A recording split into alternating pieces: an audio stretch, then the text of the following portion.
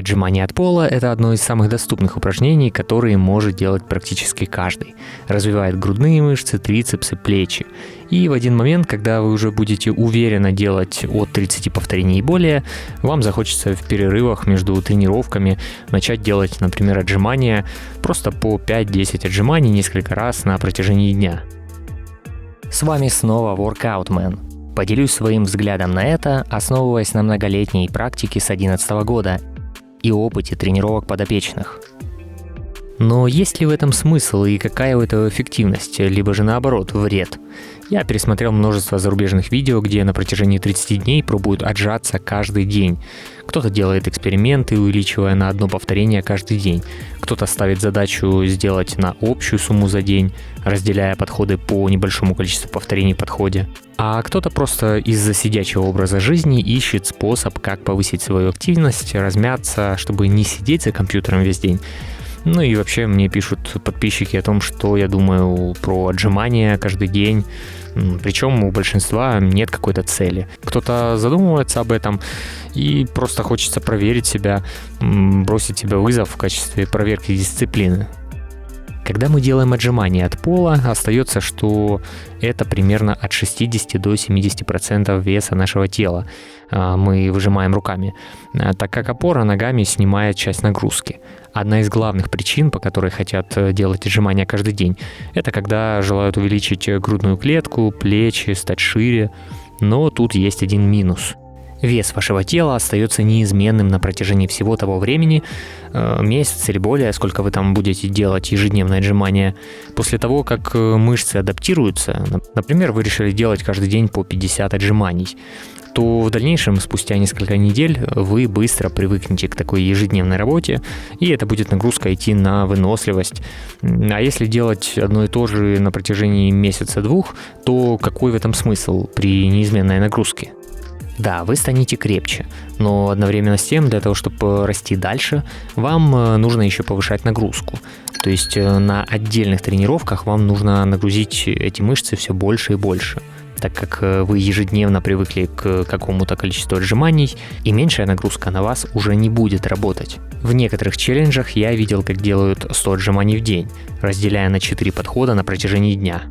Но здесь нет никакой логики и привязки к вашему уровню подготовки. Возможно, вы отжимаетесь всего 30 раз. И когда вы будете очень часто либо уходить в отказ, либо приближаться к вашему максимуму, то наступит тот момент, когда ваши восстановительные способности исчерпают себя, и утомление будет только накапливаться.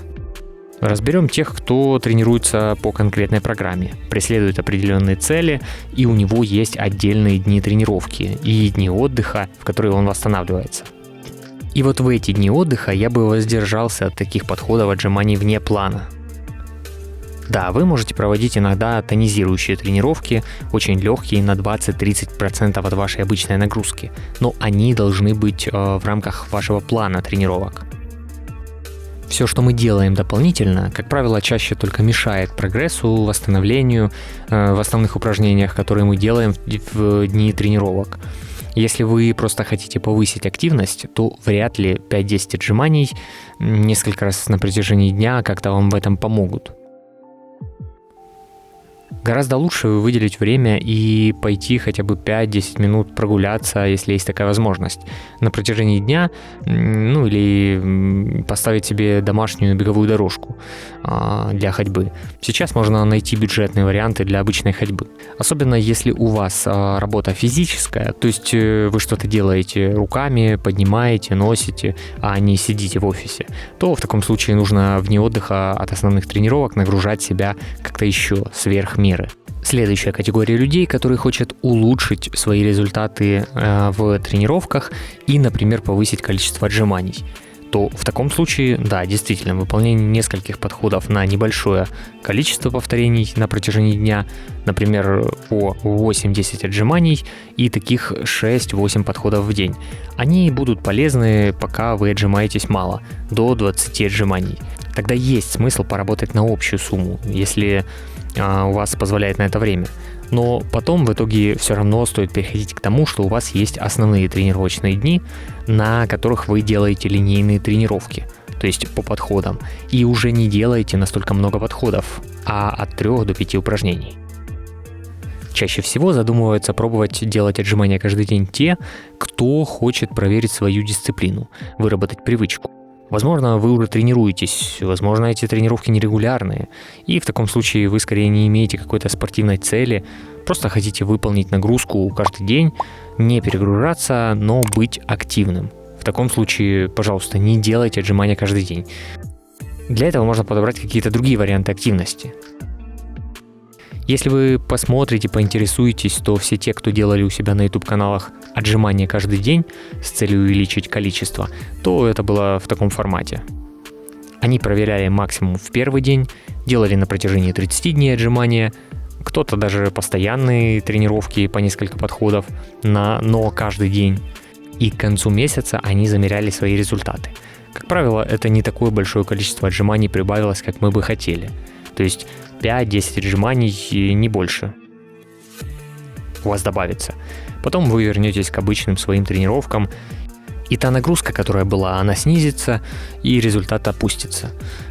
А вы так и не будете знать и понимать, как же увеличивать количество в обычных тренировочных схемах, более классических. Если вы будете пытаться просто с каждым днем увеличивать количество повторений, то не факт, что у вас получится достичь каких-то спортивных результатов. Но то, что вы повышаете риск травмы, нагружаете свою нервную систему, скорее даже перегружаете, то это факт.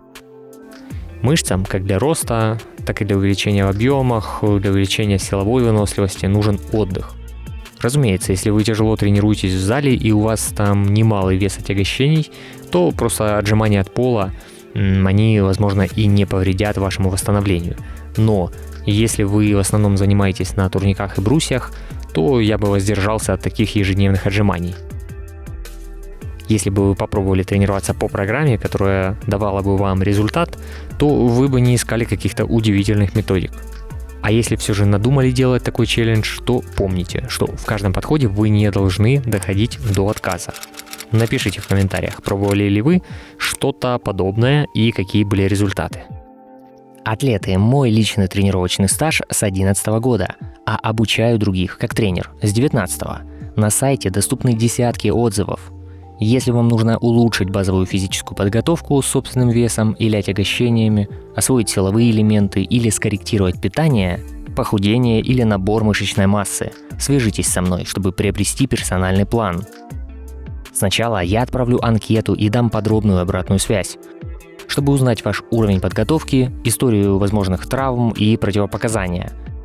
А также покажу видеопример того, как проходит наша работа. После этого вы сможете оценить формат, и я составлю индивидуальную программу. Контакты под видео. Если вас интересуют силовые тренировки, загляните на вот это видео на канале Workout Man или просто напишите мне. Составлю программу тренировок под ваши цели. Все отзывы и детали на сайте.